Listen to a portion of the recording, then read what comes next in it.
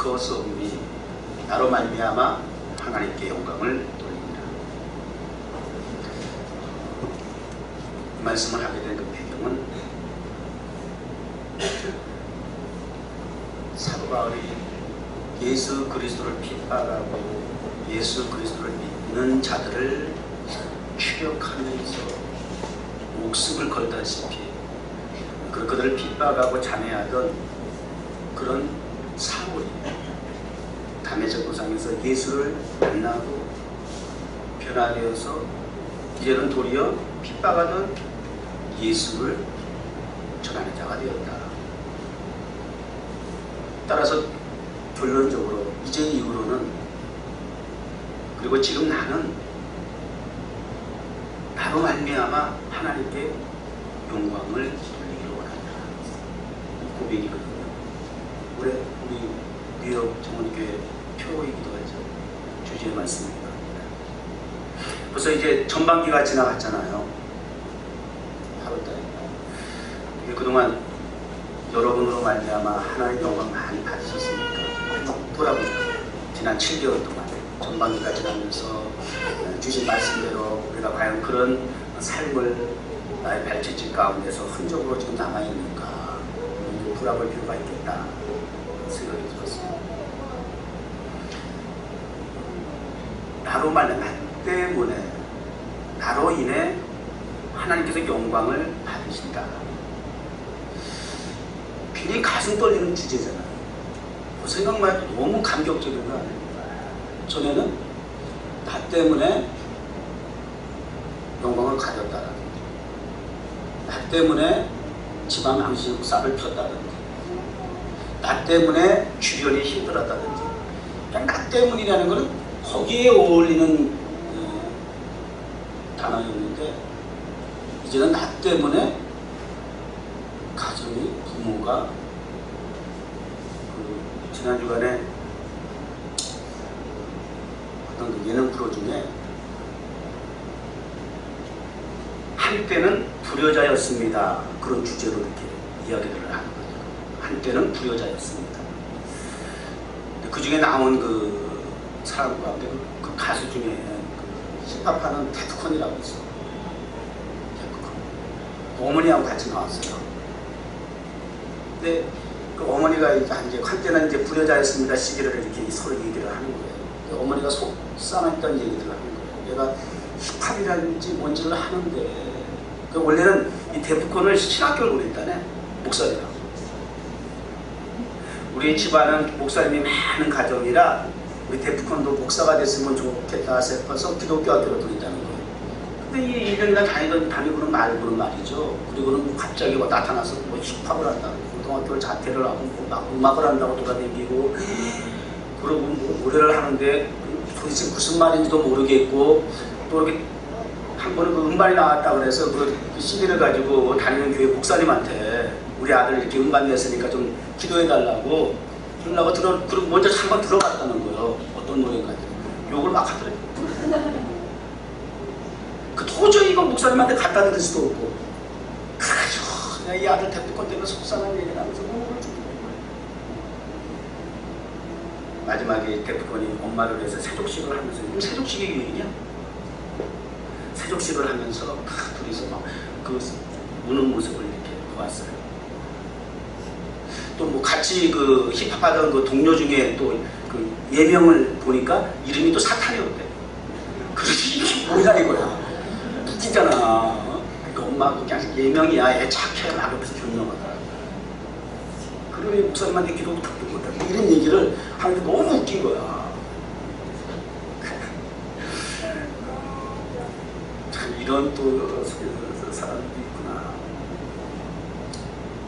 한때는 불효자였습니다. 근데 지금은 굉장히 효도하고 이렇게 건강하게 잘 산다. 이제 해피엔딩 얘기를 하는 거예요. 한때는 우리도 그렇게 하나님 앞에 영광을 돌리지 못했던 또 아니면 오늘 이 자리까지 나의 삶을 돌아볼 때 별로 그렇게 감동적이지 못한 삶을 살았다고 한다면 오늘 다시 한번 이 말씀을 되새기면서 하나님께 영광을 돌린 나 때문에 하나님께 영광을 돌리는 삶으로 유턴, 전환, 되어지기를 바랍니다. 네. 자, 그럼 나 때문에 하나님께서 영광을 받으신다는 얘기는 도대체 그럼 무슨 얘기냐? 어떻게 하나님이 영광을 받으신다는 거냐? 말씀 한 거를 우리가 참고를 해야 될 것 같아요. 그 다음 갈라디아서 준비한 거 읽어주세요. 고린도 이거 말 예수의 흔적 어디였어?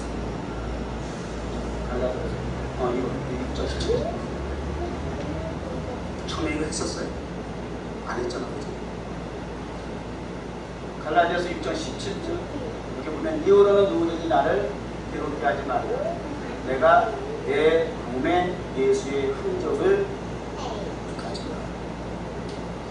하나님께 나로 말미암아 영광을 돌릴 수 있다라고 하는 얘기는 자, 흔적이라는 말로 정리할 수가 있어요. 어떻게 하나님의 나로 말미암아 나 때문에 영광을 받으실 수가 있겠느냐? 하나님께 영광을 돌리는 방법 가르쳐 드릴게요. 내 몸에 흔적이 있어요. 예수 그리스도의 흔적이 있어야 한다는 거예요. 그러면 그 예수 그리스도의 흔적은 무엇이냐? 원리적으로 두 가지로 나누어서 설명해 드리려고 해요. 하나는 고린도후서 2장에 보면 우리는 구원받는 자들에게나 망하는 자들에게나 하나님 앞에서 그리스도의 향기니 하나님 앞에 영광을 돌린다라고 하는 것은 우리 몸에 예수 그리스도의 흔적이 자국이 있어야 한다는 얘기인데 표시가 확실하게 있어야 한다는 것인데 그것이 바로 예수 그리스도의 향기로 나타나야 하는구나. 요즘 그 한참 유행하는 그 의학 용어가 있어요. 아로마 테라피라고 들어보셨어요? 여기 보니까 코리아 트가 더 아로마 크라이스트라고 있네요. 그리스도의 향기. 근데 아로마 테라피라는 얘기 들어봤어요. 뭐 말 그대로 하면 향기 치료. 향기는 그 특성이 후각을 자극하는 거잖아요. 냄새. 그래서 코 후각 신경을 통해서 이렇게 뇌신경 쪽으로 이렇게 냄새가 향기가 거슬러 올라가는 과정 속에 엔돌핀이 생깁니다. 그래서 질병 예방도 될 뿐만 아니라 치료도 되고 정신적으로 스트레스도 날려주고 뭐 여러 가지 다양한 그 육체적 피곤도 해소되고 거의 뭐 만병통치약 수준으로 이렇게 뭐 궁금해서 아로마 테라피 그래서 나도 한번 쳐봤지 뭐니까 해서 들어는 봤거든요. 이 향기 치료라는 것이 대단하더라고요. 효능과 효력이. 그래서 그런 또 대체 의학적인 측면에서 그렇게 또 효력을 발생하는구나, 효과가 있는 모양이다 이런 생각을 해요. 그 냄새, 향기가 자극하는 그 힘이 대단히 영향력이 있다는 얘기겠죠. 저는 1982년도에 제가 이제 군대에 가서 군중병원에 있었어요. 그때 군인교회가 이렇게 있었는데 군인교회는 이제 부대 밖에 있었어요. 영외에 있었어요. 근데 그 주변에 나무들이 아카시아 나무가 참 많았어요. 그래가지고 그냥 때만 되면 그 아카시아를 펴가지고 냄새가 얼마나 들어오는지 그 향기 괜찮더라고요. 아카시아 냄새 맡으면서 그게 굉장히 기억이 나요. 향기가 주는 그 매력이 있어요. 우리 그리스도의 향기라고 하는 것. 어떤 측면, 그 향기가 여기 성경에 보니까 구원받는 자에게나 망하는 자에게 있어 똑같이 하나님 앞에 향기 나는 거예요. 근데 두 가지 반응이 다른 거예요. 구원받은 자에게 있어서의 그 향기의 영향력과 멸망받을 자에게 있어서의 그 향기는 그 냄새의 효력과 효능은 다르다는 거예요. 이 말씀을 우리가 이해하기 위해서는 고대 전쟁 문화를 좀 우리가 이해할 필요가 있어요.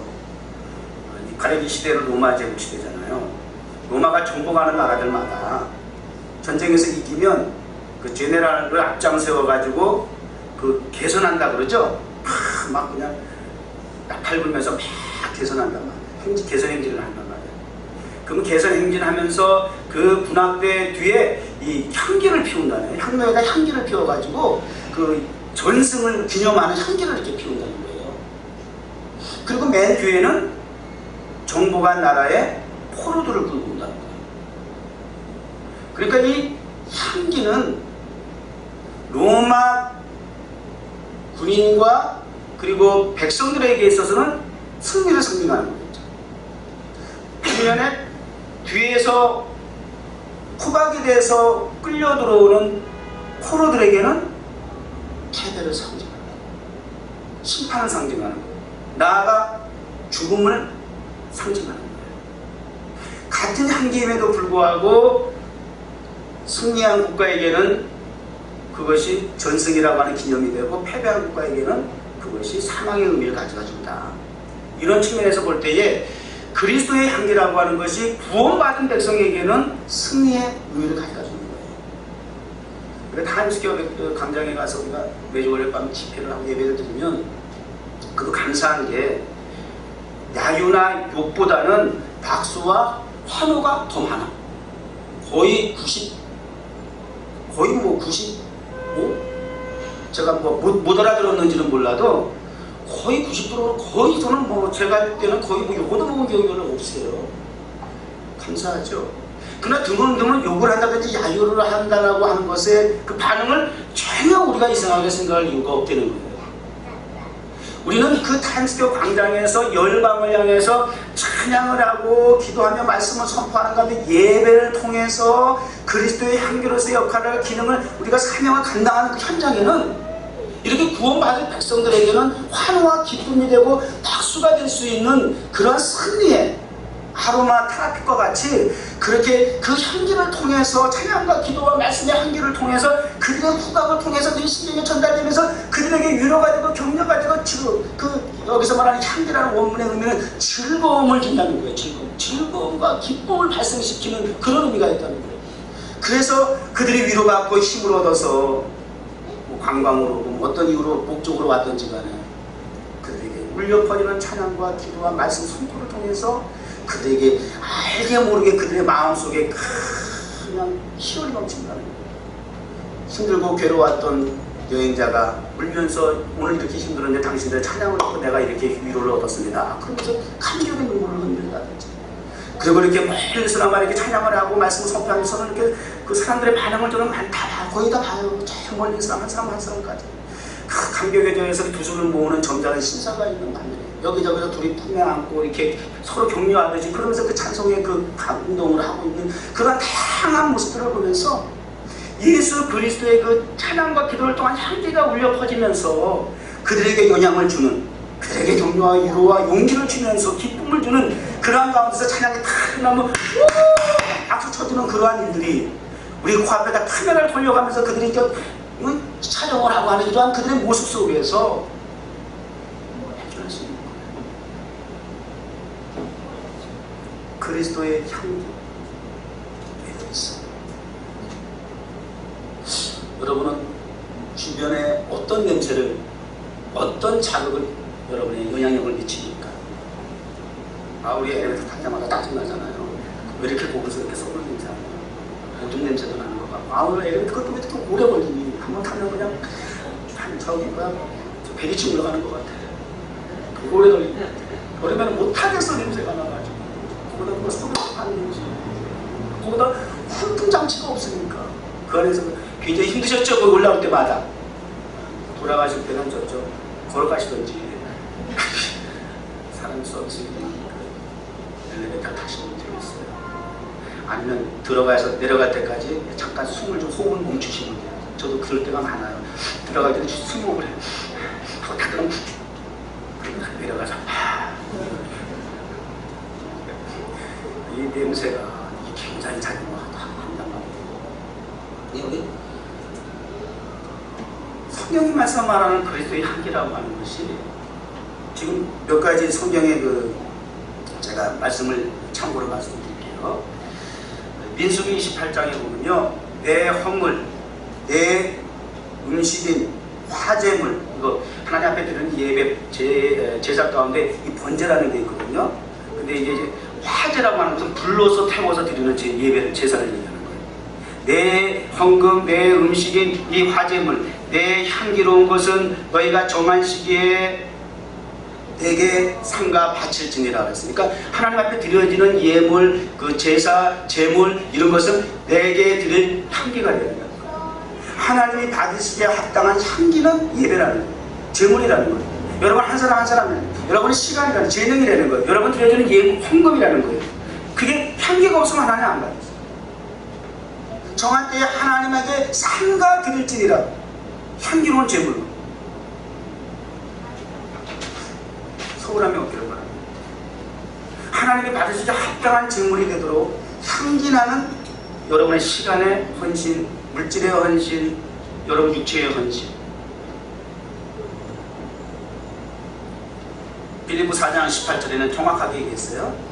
향기로운 제물 이렇게 표시했고요. 에베소 5장 2절에는 그는 그리스도죠.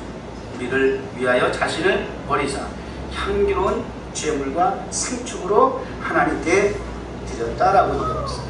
하나님 당신, 우리 주 예수 그리스도 당신께서도 우리를 위해서 향기로운 제물과 생축으로 하나님 앞에 제물이 돼서 십자가 달려 죽으셨다.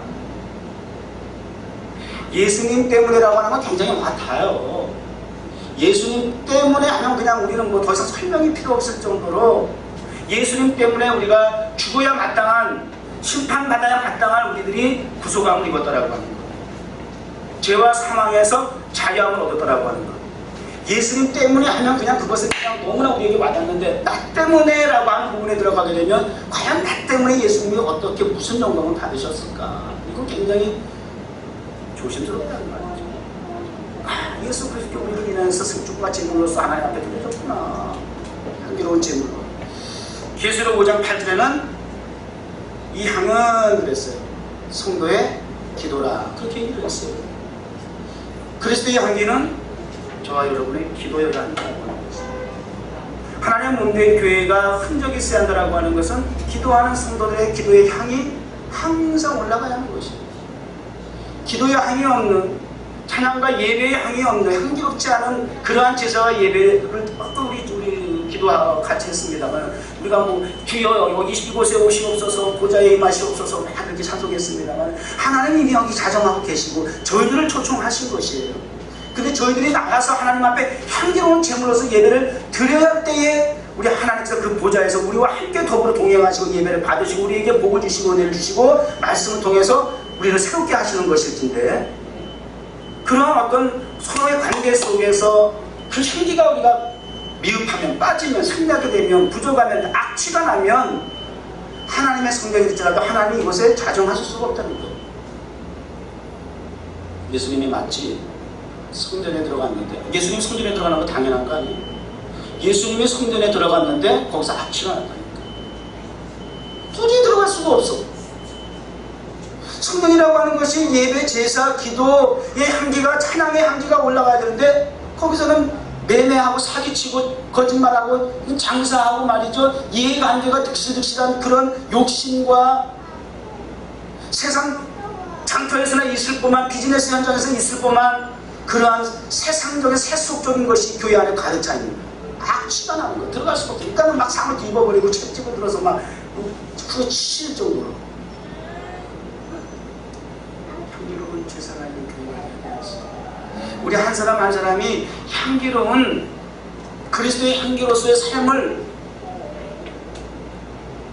우리 삶의 현장에서, 비단 교회뿐만 아니라 우리의 삶의 현장에서 언어, 말을 통해서, 행동을 통해서, 나의 삶의 자리에서, 나의 삶의 모습을 통해서, 사실은 이것이 흔적이라고 하는 것을 향기라고 하는 이미지를 통해서 우리에게 가르쳐 주시는 거거든요. 향기하면 떠올 수 있는 이미지. 그러한 이미지로서의 그리스도의 향기로서의 그 이미지를 가지고 세상 사람들에게 영향력을 미칠 수 있어야 하는 거예요. 그 이미지는 겉모습을 통해서만이 아니라 말을 할 때, 행동을 할 때, 나의 삶의 모습에서 더욱더 확실하게, 확연하게 느끼고 공감되어지고 받아들여질 수 있는 그러면서 알미라고 하는 것이 지식과 정보를 통해서 아는 그런 수준의 그리스도가 아니라 그런 삶의 향기로운 모습 속에서 내가 후각을 통해서 뇌신경을 통해서 느끼는 자극을 통해서 보다 확실하게 예수 그리스도, 그리스도인은 이런 것이구나, 교회는 이런 것이구나, 이런 사람이 바로 그리스도를 믿는 사람들의 모습이구나 라고 하는 이미지뿐만 아니라 그렇게 확실하게 신경을 자극하고 그들의 마음의 감성과 감정을 움직일 수 있는 감화와 감동이 있어야 된다는 말입니다. 그러한 영향력을 미칠 수 있는 방법이, 그것을 이미지화한 것이 그리스도의 향기다, 이렇게 표현한 거죠. 성경의 인물을 보면 우리 요셉은 복 받았어. 어떤 분야에 대해서 설교를 하면서 예화를 들어도 요셉은 안 빠지네요. 저 같은 경우에는요. 참 믿음의 본보기 참 좋은 샘플이 되시는 분이에요. 세상에 그 억울함과 그런 미움과 시기를 통해서 형제에서 노예로 팔려가서 죽을 뻔했다가 노예로 팔려가서 또 거기서 억울하게 또 감옥에 뭐 이 과정 속에 쭉 그 삶의 뒤를 돌아보면 그 사람의 흔적, 삶의 흔적을 돌아보면 한결같이 빠지지 않고 등장한다는 건 뭐예요? 어떤 사람이 보든지 간에, 어떤 자리에 있든지 간에, 어떤 형편과 처지에 있든지 간에 하나님이 요셉과 함께 하심으로, 하나님이 요셉과 함께 하심으로 형통하였더라, 형통하였더라, 형통함을 보았더라. 할렐루야. 네.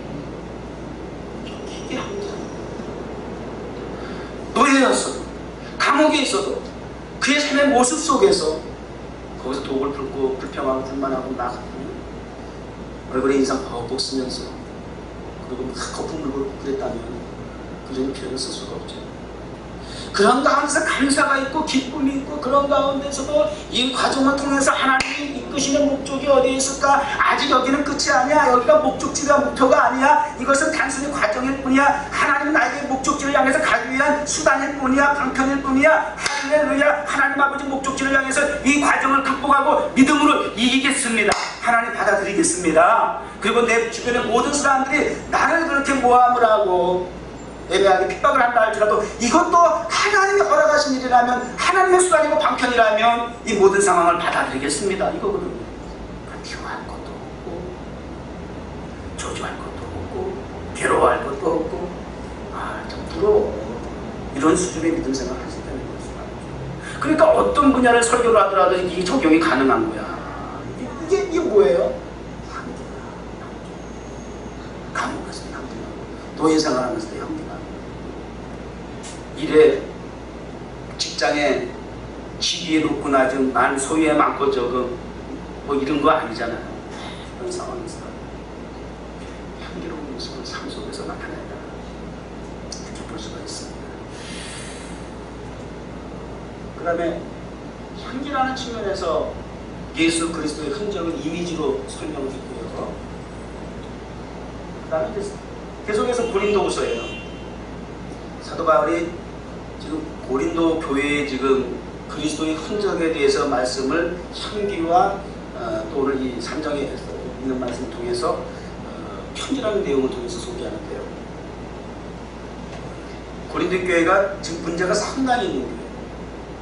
사도 바울이 복음을 전하여서 교회를 개척 설립하고 세워서 교회가 막 부흥하고 성장하고 말이죠.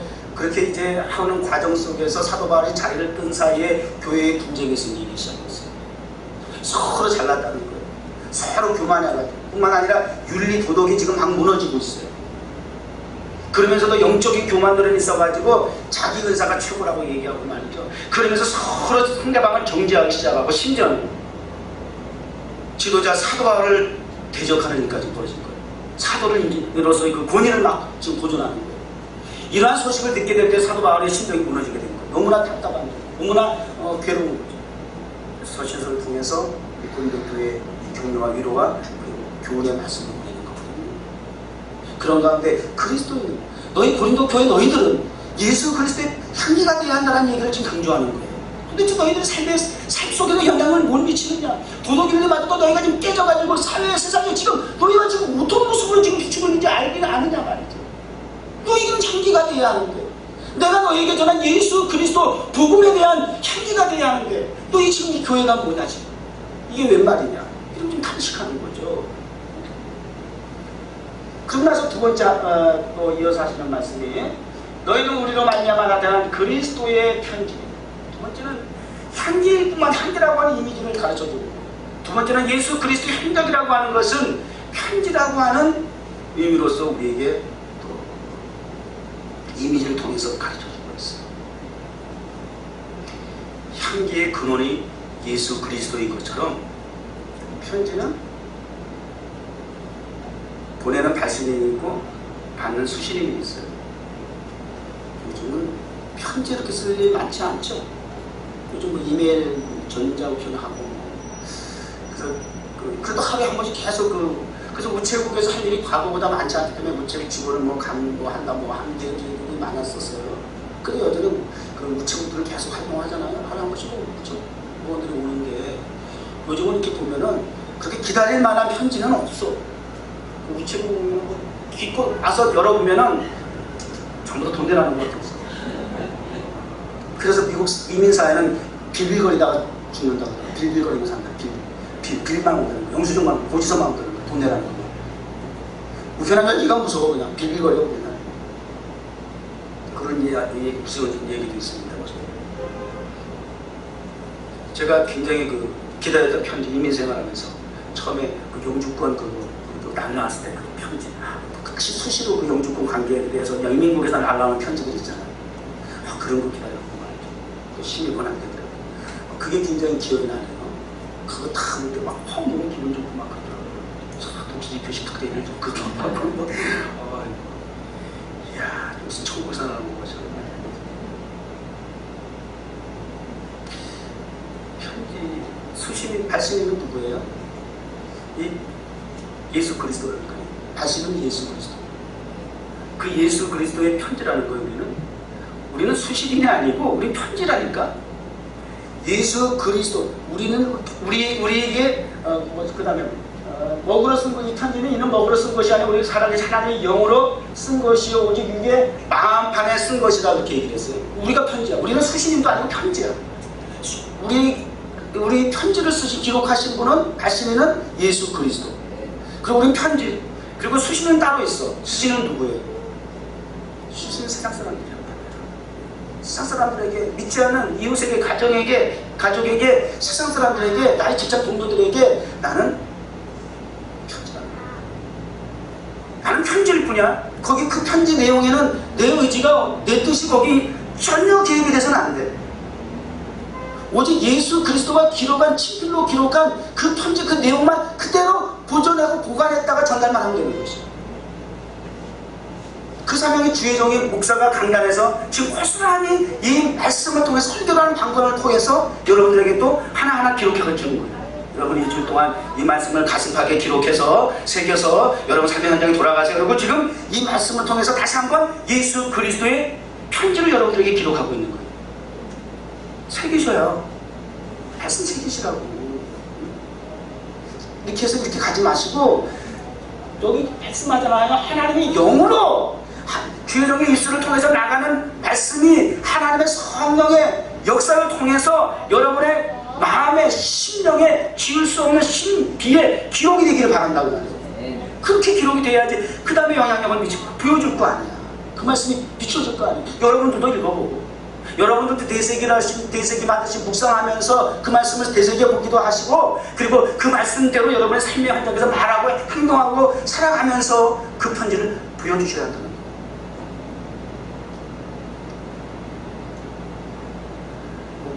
여러 번 얘기했습니다. 저는 평생에 정말 기억나는 편지 하나, 기억나는 편지가 있다면 역시 군대에 있을 때 우리 아버지한테 받았던 편지. 편지 많이 받아본 기억은 없어요. 우리 아버지가 글 쓰는 걸 참 좋아하셨어요. 편지를 군대에서 몇 번 많았는데 받은 편지 중에서 정말 잊어버리지 못하는 그 내용의 편지가 있잖아요. 그 중에 저 이름을 바꾸셨어요. 우리 군대에 있는 동안 아버지가 이름을 바꿔주겠대. 군대에 있는 동안에 내 이름은 정직이요, 내 별명 호는 최선이니라 이렇게 쓰셨더라고요. 그러니까 군대 생활하면서도 내가 처음 이제 아버지 목회자로서의 교회의 문화를 떠나서 세상이라는 군대 문화라는 곳에 갔지만 그 속에서도 너는 항상 정직하게 살아야 한다. 그리고 그 삶에 있어서 최선을 다해야 한다. 그래서 내 이름 바꿔주겠다고, 내 이름은 정직이라, 내 혼은 최선이니라. 이렇게 해서 글귀가 지금까지 잊혀지지 않아요. 정직하게 최선을 어떤 자리에서든지 어떤 위치에서 살아라 라고 했던 아버지 목사님의 그 편지 내용, 그렇게 살았는가? 그것이 향기가 돼야 되는데, 그것이 편지와 같이 기록이 되어서 되새겨져서 그렇게 나를 돌아볼 수 있어야 했는데 하는 그런 생각을 하면서, 오히려 정말 청소년 시절에는 정말 정직하게 살아보려고 했고, 정말 저는 거짓말하면 바로 하나님 보여주는 줄 알았어요. 거짓말하면 난 바로 하나님이 막 지옥이라도 보내는 줄 알고, 그렇게 거짓말 한마디도 정말 하는 것이 무서웠어, 두려웠어. 그런 청소년 시절을 그렇게 살았어요. 저는요. 우리 목사가 돼서 거짓말만.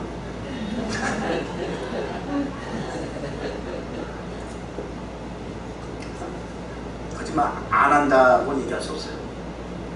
정직하지 못해. 우리가 목사가 됩니다. 목회하면서 정직하지 못해. 내 자신을 발견하면서 가짜없다는 것 같아요.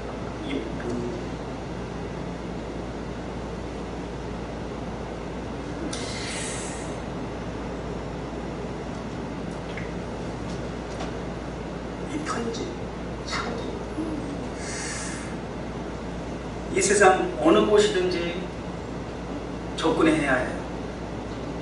영향을 미쳐야 해요. 제한이 있으면 안 돼요. 접근 금지가 돼서는 안 돼요. 저와 여러분은 그러한 삶의 영역에서 향기가 되고 편지가 되어서 기록된 말씀이 되어서, 그걸 찬송 있잖아요. 주의 말씀은 영원해. 그거 아주 막 몇 분을 반복하대. 주의 말씀은 영원해. 무관중도 막 하대. 주의 말씀은 영원해. 강조점이겠죠. 주의 말씀은 영원해. 그 순간 표시 딱 했어요. 동그라미 딱 치고 편지. 영혼을 어떻게 하느냐 말이에요. 영혼은 고사하고 지금 주의 말씀이 살아있느냐 말이에요. 영원한 것까지는 우리는 유한한 존재이기 때문에 거기까지 우리가 뭘 어떻게 책임질 수 있는 건 아니지만, 그러나 현재 영원한 건 둘째치고 지금 그 말씀이 살아있느냐 말이에요. 이런 생각하고 온 거야. 이 찬송 부르면서. 뭘 영원해 하기를, 이 말씀이 현재 나에게 살아있느냐 말이야. 나를 통해서 이 기록된 말씀이 영향을 미치고 있느냐 말이지. 영원히 둘째치고 나의 삶의 자리에 이 말씀이 나타나고 있느냐 말이야. 그렇다면 오늘 주신 말씀처럼 나에게 지울 수 없는 신비에 우리 주님께 친필로 기록한 말씀이라고 한다고 한다면, 우리는 이동하는 성경책이라고 말해요. 이동하는 그리스도의 편지단 말이에요. 저와 여러분의 자리에서 그리스도의 편지로서, 말씀으로서, 성경으로서 여러분이 존재해야 또 대를 이어서 그렇게 오늘 하나님의 말씀이 그리스도의 편지로서 이 땅에 영향력을 미칠 수 있을 거 아닙니까?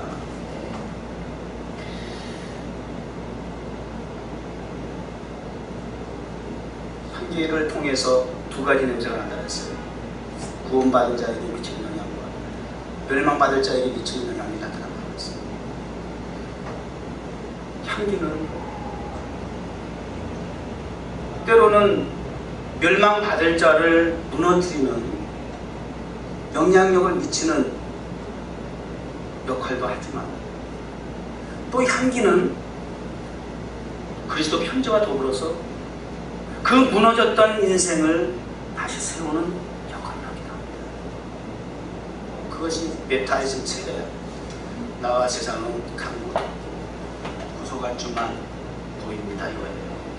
이게 치유네. 이게 성경적인 거예요. 사실 물속에 툭 잠겼다가 장사 지내다가 무덤에 들어가다 다시 나오는 거죠.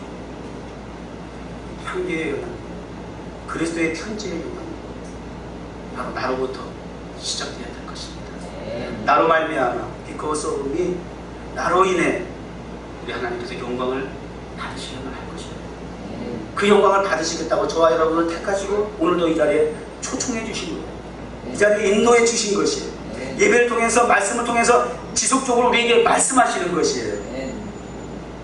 남은 이제 8, 9, 10 제 하반기 쪽에 2013년 이제부터라도 나로 말미암아, 나 때문에 because me, 하나님께서 영광을 받으시기로 축원합니다. 기도하겠습니다. 하나님 감사합니다. 사람들은 자꾸 업적을 남기려고 합니다. 목회도 업적을 남기는 목회, 성공한 목회를 지향할 때가 많습니다. 그러나 사도 바울은 말씀하기를 흔적을 가지라고 했습니다. 사도 바울은 40에 하나 가만매에 목숨을 걸고 태장을 맞고 감옥에 들어가고 때로는 추위에 떨며 굶주리며 그렇게 그리스도의 흔적을 가지고 살았던 바울의 말씀을 통해서 오늘도 다시 한번 우리의 자신을 돌아봅니다. 예수 그리스도의 흔적을 가지게 하시되 그리스도의 향기로서 편지로서 나로 말미암아 나 때문에 나로 인해 나로부터 하나님 영광을 받아 주시옵소서. 예수님의 이름으로 기도합니다.